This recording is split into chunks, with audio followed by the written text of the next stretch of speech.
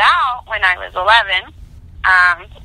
This stepmom who hadn't protected me or done anything for me, we had gotten into an argument, and I physically assaulted her.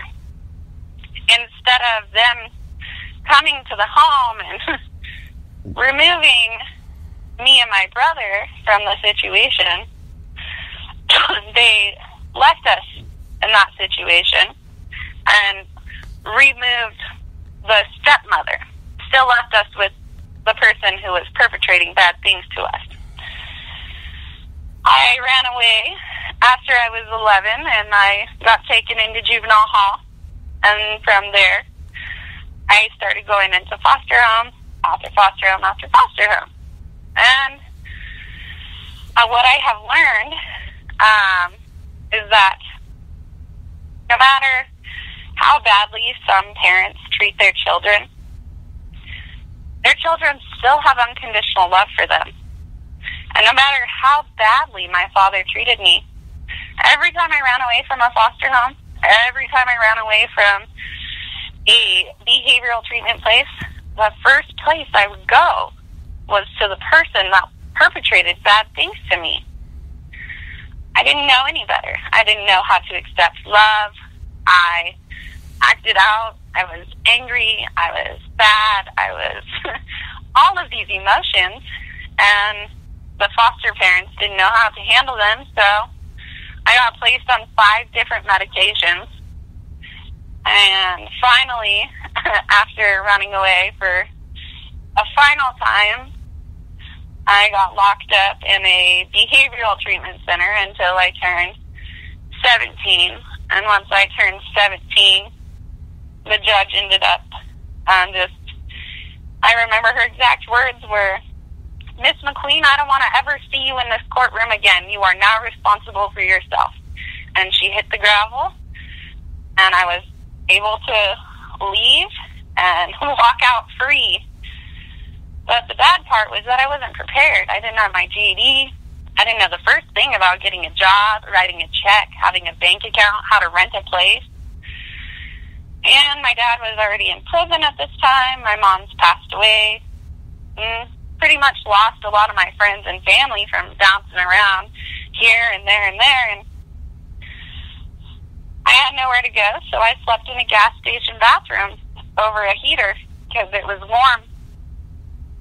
And I thought to myself that I never wanted to ever be in a position where I had to go to somebody that harmed me to help me again. So I got a job shortly after waitressing, and I've just been going forward with my life since then. I've helped a couple of my foster sisters that have turned 18 and had nowhere to go, and I just continue to have some ties with the foster care system. I had my children removed because I was flagged. Being a previous foster child, they flag you.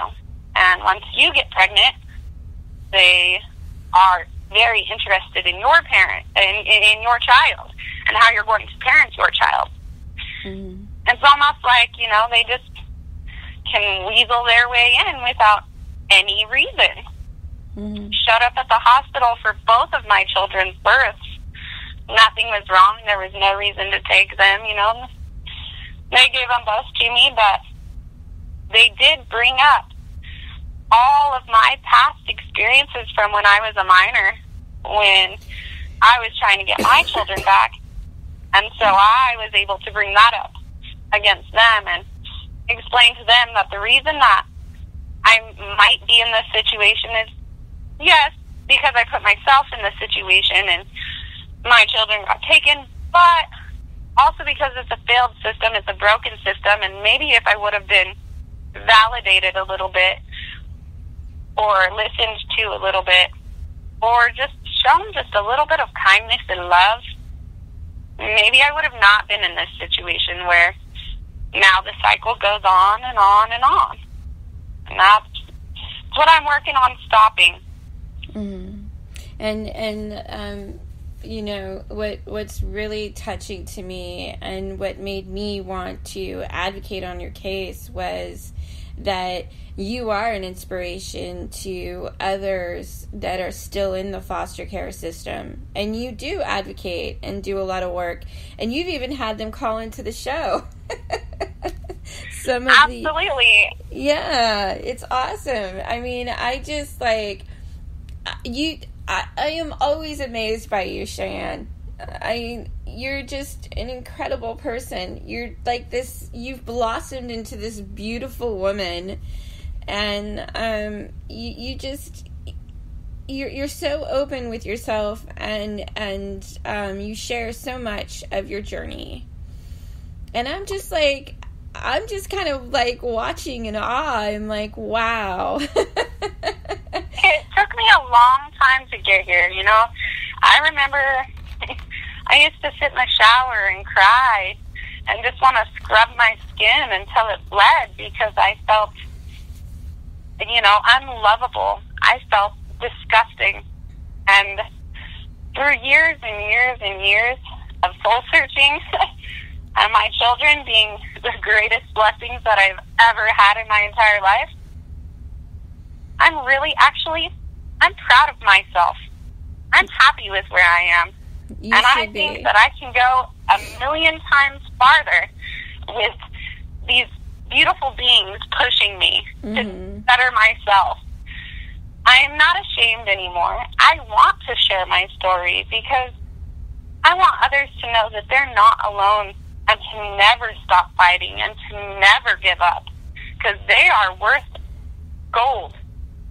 Yeah, and it's your gold.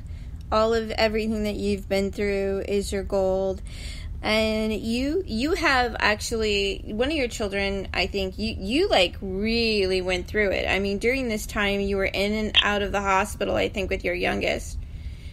Absolutely. They as in DHS or CPS, placed my children.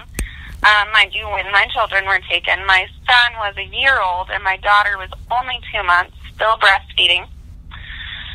They put my children with brand new foster parents who had never had a baby before. They don't even have children of their own. My daughter was severe failure to thrive, which DHS, CPS tried to blame on me. Well, you're not producing enough breast milk. We should switch her to formula. Or, well, maybe you're not bonding with her and holding her. And just anything and everything they could to try and use that against me. And I went and I got all of my doctor records. I showed everything that I could to prove that, no, there's no reason why my daughter's not, you know, thriving. Like, we don't know. So when they take kids in, it could be trauma. Removing a child from their mom is pretty devastating. Absolutely. But come to find out, you know, after they're trying breast milk, after they're trying formula after formula after formula, and nothing's happening and nothing's helping, they ended up taking my daughter in to get an ultrasound done. She had a mass on her liver from the domestic violence that I had endured while I was pregnant with her. And this mass on her liver, they thought was cancerous. So they flew her to the hospital over in Portland, Oregon, Dornbeckers. It's a wonderful children's hospital. And they did anything and everything that they could for her, found out it was not cancerous, that it did interfere with her weight and her mobility, but that as long as we watched it, she should not have to undergo surgery.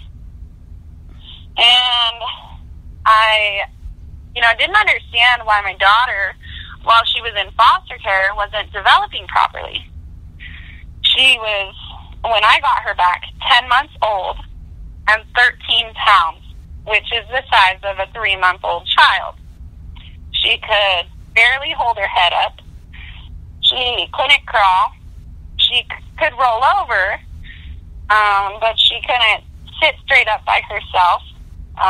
She wasn't walking. You know, she was not making her milestones. I went over to the foster parents' house, you know, after I'd gotten my children back. We all had dinner, and I talked to them. I wanted to actually see how they did things. And they had another child, another foster daughter. It was a baby. After dinner, they took this little girl upstairs and laid her in her bed, and then came downstairs and proceeded to spend the rest of the evening with friends, all while the monitor is just going off while the baby is screaming and screaming and screaming and screaming. And every mother knows that when their child is screaming, they're screaming for a reason. So you need to pick that child up and figure out, is it a diaper? Do you need fed? Do you have a burp? Does your tummy hurt? So I'd say a lot of my daughter's problems actually were because these foster parents may have just laid her in a crib for hours on end.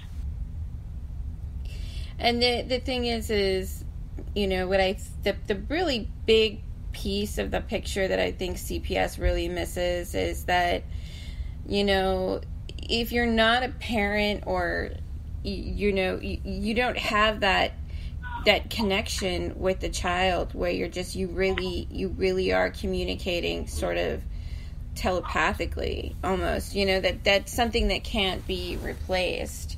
So absolutely, but they tried to replace it.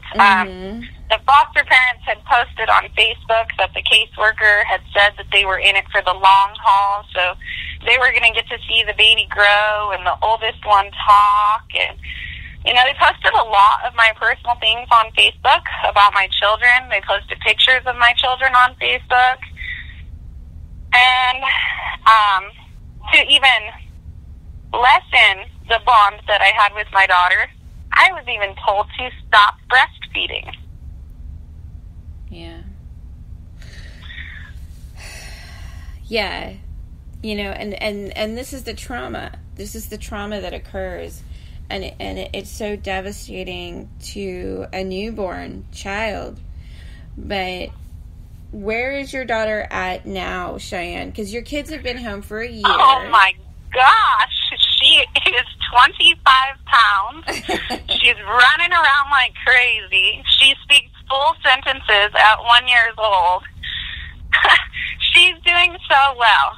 But, I mean, it did take a lot to get her there. When I got them home for my reunification, they had me do so much stuff. I was up to 5 appointments a day. I had speech therapy, physical therapy, occupational therapy. I worked with a place called Icarus who helped with parenting. I worked with a place called Mountain Star that helped with parenting. You also got someone else involved. You're in Portland, Oregon, and I just want to point this out. I don't mean to interrupt you, but you also got an oversight committee involved into your case. I did. I wrote some letters to Ron Wyden, and I wrote some letters to Kate Brown. And I was trying to contact anyone and everyone that I could to hear my story that I was being victimized by the state for something I had no control over. They were acting as if I was like, yes, please assault me while my child is in my stomach. This is what I want. And no person wants that. You know, they don't know how to get out of the situation. Mm-hmm. Well, you know, oh my gosh. I only have, I want to like leave a really inspiring message for moms out there. And your story, I have been calling you all day because I don't know anybody that's endured as much as you have, Cheyenne, and I'm so proud of you, and I was so happy to hear your voice last night on Donnie D's Words. I'm so glad that, you know, you have me on here, and, you know, and this may not come off as positive as I want it to, but it has a positive part to it. When they took my children from me, I was left with nothing, nowhere to go, because they worry about the kids, not you. And I was actually to the point where I was hitchhiking 3 hours to see my children once a week